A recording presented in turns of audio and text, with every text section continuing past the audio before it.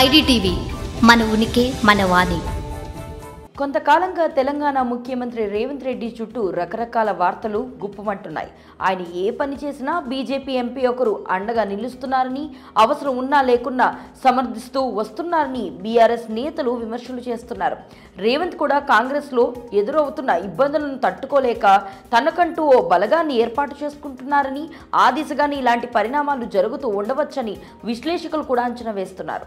మరి ఇందులో నిజమెంత? బీజేపీకి చెందిన ఎంపీ నిజంగానే రేవంత్కు పూర్తి స్థాయిలో అండగా నిలుస్తున్నారా?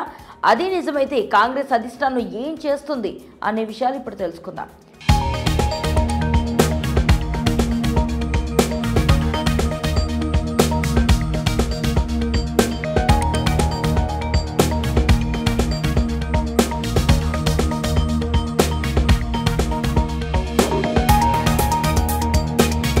తెలంగాణ ముఖ్యమంత్రి రేవంత్ రెడ్డి ఊహలకందని రాజకీయాలకు కేర్ ఆఫ్గా నిలుస్తున్నారు.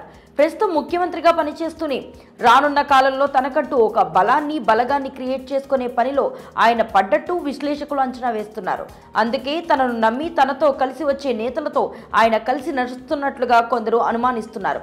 మరోవైపు బీఆర్ఎస్ నేతలైతే పదే పదే బీజేపీతో కలిసి రేవంత్ రెడ్డి పనిచేస్తున్నారని ఆరోపిస్తున్నారు.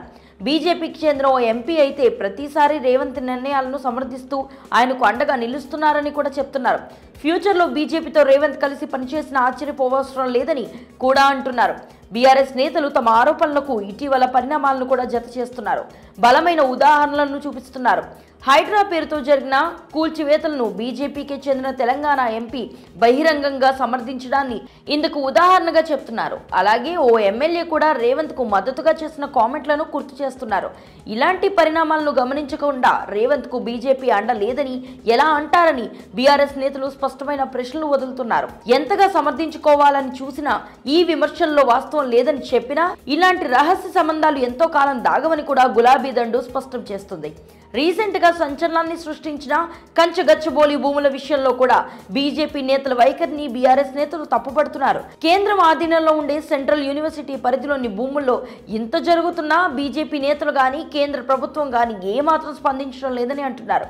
దీన్ని ఎలా అర్థం చేసుకోవాలో అని కామెంట్ చేస్తున్నారు. అలాగే కాంగ్రెస్ లో రేవంత్ ఒంటరి అయిపోతున్నట్లుగా ఇటీవల పరిణామాలు స్పష్టం చేస్తున్నాయని, అందుకే తనకంటూ ఓ వర్గాన్ని బలగాన్ని ఏర్పాటు చేసుకునే క్రమంలోనే రేవంత్ రెడ్డి ముందు జాగ్రత్త చర్యలు తీసుకుంటున్నారన్నట్టు అనలిస్టులు అనుమానిస్తున్నారు. ఈ వాదనలు గమనిస్తుంటే తెలంగాణ రాజకీయాల్లో ఎప్పుడైనా ఏమైనా జరగచ్చు అన్నది స్పష్టమవుతుంది. ఏ పార్టీ నేతలు ఎవరితో అయినా కలిసే అవకాశాలు కనిపిస్తున్నాయి. మరి బీఆర్ఎస్ నేతలు చెప్తున్నట్లు, విశ్లేషకులు అంచనా వేస్తున్నట్లు రేవంత్ రెడ్డి తన సొంత దారి చూసుకునే క్రమంలోనే ఇలాంటి పరిణామాలు ఏర్పడుతున్నాయా, లేదంటే మరేదైనా కారణం ఉండి ఉంటుందా? మరి ఈ విషయంపై మీ అభిప్రాయాన్ని కామెంట్ సెక్షన్లో తెలియజేయండి. స్టోరీని లైక్ చేసి షేర్ చేయండి. మరిన్ని ఇంట్రెస్టింగ్ అప్డేట్స్ కోసం ఐడిటీవీని సబ్స్క్రైబ్ చేసుకోండి.